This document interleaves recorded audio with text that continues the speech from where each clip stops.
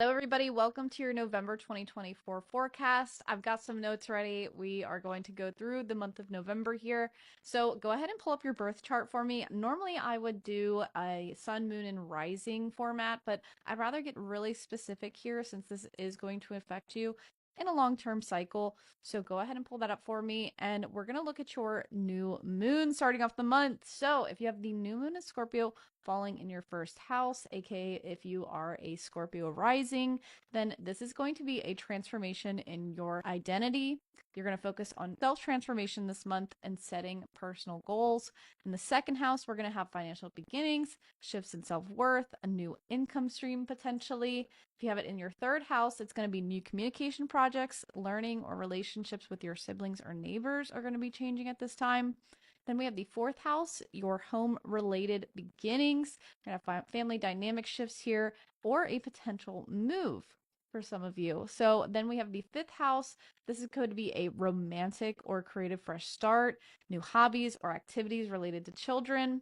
Then we have the sixth house here, new health routines, new work habits, or changes in your daily life in service to others. Then we have the seventh house, a new phase in your partnerships, marriage, or professional collaborations. And the eighth house is going to be transformation around your shared resources, intimacy, or resolving debts. Ninth house is going to be a fresh spiritual or educational pursuits for you guys, long distance travel or legal matters. 10th house, we're talking career advancements, new professional paths, or public recognition at this time. 11th house, we have new connections in your social circles, group activities, or humanitarian projects.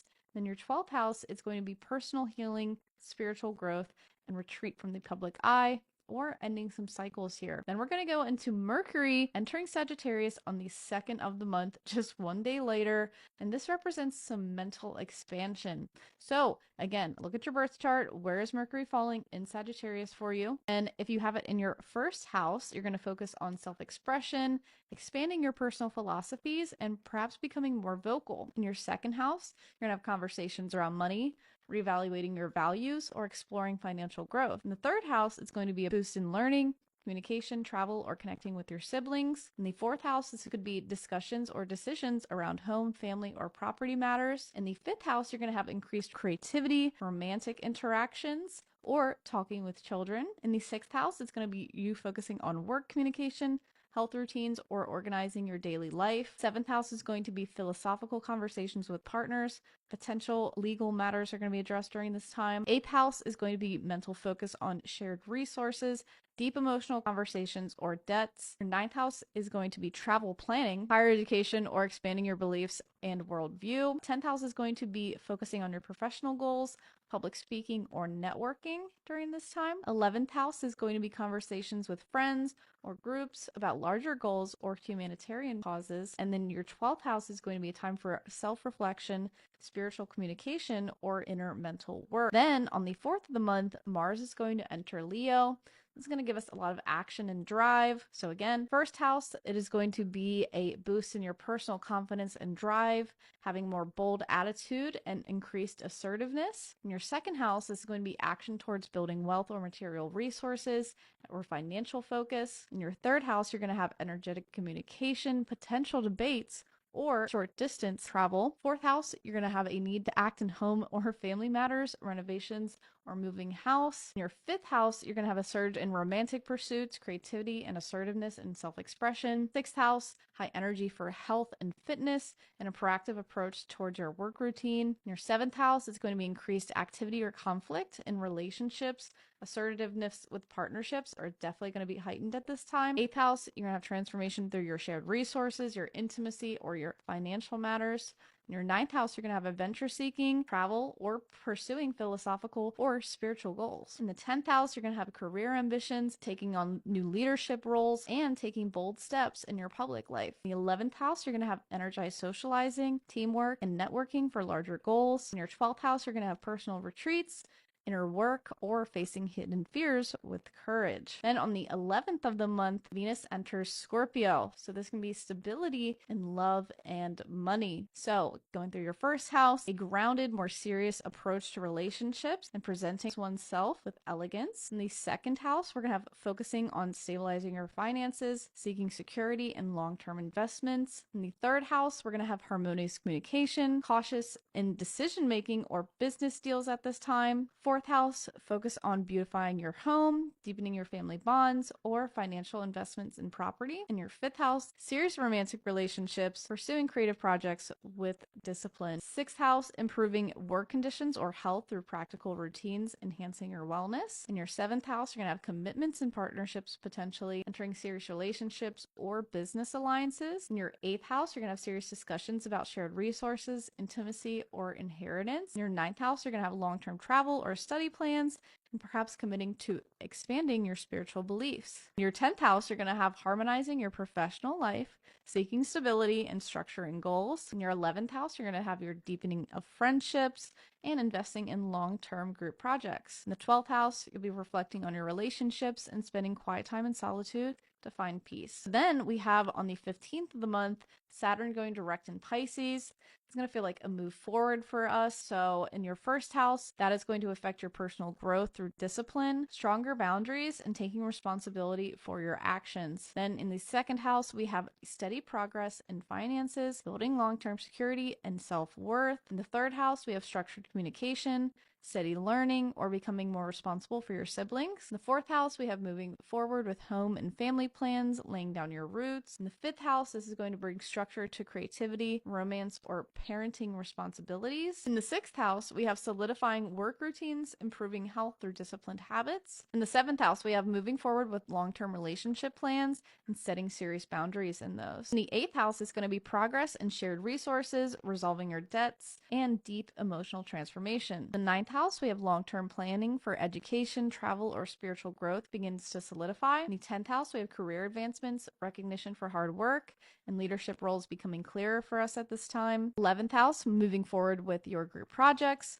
social causes, or long-term friendships. In your 12th house, we have your healing your old wounds, resolving past issues, and taking responsibility for your spiritual path. Then we have a full moon in Taurus on the 15th. This is about a culmination and releasing of energy. So in the first house, we have a personal milestone perhaps for you, recognition for your efforts, or letting go of your self-limiting beliefs. Then in the second house, we have financial realizations, material gains, or releasing attachment to possessions. In your third house, you could have communication breakthroughs or closing a chapter with your sibling or learning. Fourth house, we have a shift or resolution in home life or family relationships, perhaps a move or change. Fifth house, we have creative projects coming to fruition, romantic insights, or closure with a hobby or child-related matter. In your sixth house, we have a culmination of a health journey or finalization of a work-related task or routine. Seventh house, we have realizations in relationships, clarity about partnerships, or relationships reaching a turning point for us. In the eighth house, we have a breakthrough around shared finances, intimacy, or emotional baggage. In your ninth house, we have educational, legal, or travel-related matters coming to completion. 10th house, we have career recognition, completion of a professional project, or a change in your public image. In the 11th house, social goals come into fruition, and friendships solidify or conclude. In your 12th house, you have spiritual insights, letting go of old habits, or a period of introspection will end. Then on the 19th of the month, Pluto is going to enter Aquarius. It is leaving Pluto in Capricorn for the last time in our lifetimes. It's actually crazy.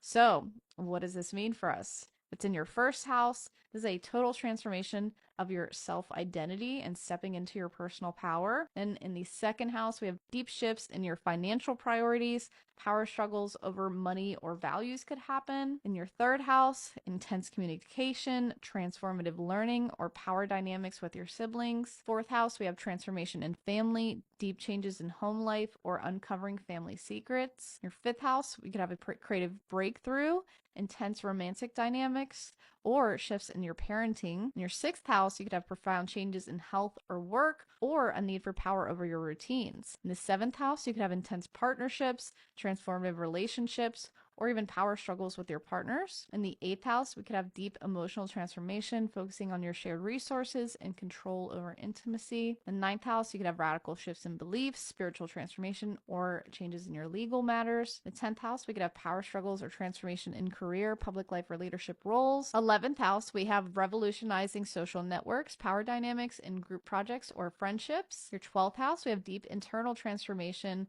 uncovering hidden fears, or a spiritual awakening happening during this time. Then on the 21st of the month, the sun will enter Sagittarius. So if this is going through your first house, this is going to be a personal expansion for you, stepping into more of an optimistic and adventurous role during this time. In your second house, this could mean a focus on wealth, values, and expanding your financial opportunities. In the third house, you could have a boost in communication, learning, or short distance travel. Fourth house, focusing on your home, family, or expanding your living environment. In the fifth house, we have creative self-expression, romance, and enjoying life more. Sixth house, attention to work and health, improving your daily routines. Transiting through your seventh house is going to be focusing on partnerships and relationships, balancing independence with commitment. In your eighth house, we have exploration of intimacy, shared resources, or deep emotional connections. In your ninth house, we have a time for travel, spiritual expansion, and philosophical growth. Through your 10th house, we have career focus, public recognition, and professional expansion. Through your 11th house, expanding